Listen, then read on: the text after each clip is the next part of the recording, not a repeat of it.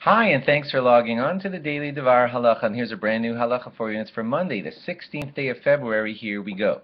Today, the halacha about liquid soaps on Shabbos. We explained to you in our previous halacha how bar soaps are pretty much for sure off limits on Shabbos, but liquid soaps, most of the rabbis consider them okay.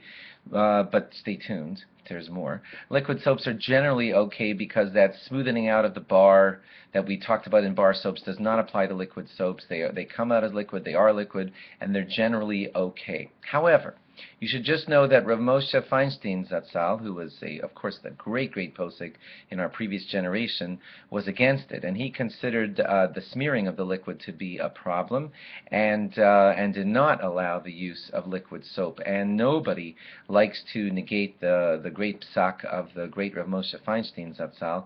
And in deference to his strong opinion on the matter, here's what a lot of people say.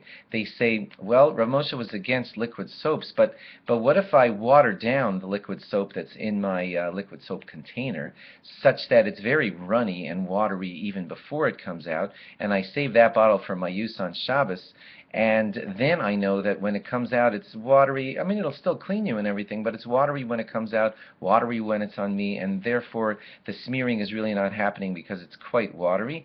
A lot of people consider that a good way to get the best of both worlds. You are getting the leniency, and you are still deferring to the great psak of Rav Moshe Feinstein Zatzal, because you're not really dealing with a jelly, liquidy soap.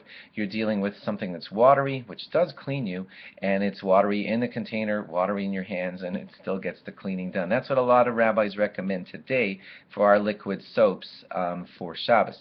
You know that when you buy liquid soaps, there are sometimes the ones that are just maybe more expensive or maybe just more amazing, and they're like very gel-like, and when a drip of them comes out and lands on your, let's say, the counter of your sink, it just sits there. And you know that a lot is happening when you smoothen that out, and then it starts to become a lather on your skin. Those are probably going to be considered problematic according to a lot of rabbis, and those you should for sure want to water down. And I will just bring up to you the problem of there are these newer containers now that when you press on them, a foam of soap that's all puffy and bubbly, kind of like shaving cream, comes out.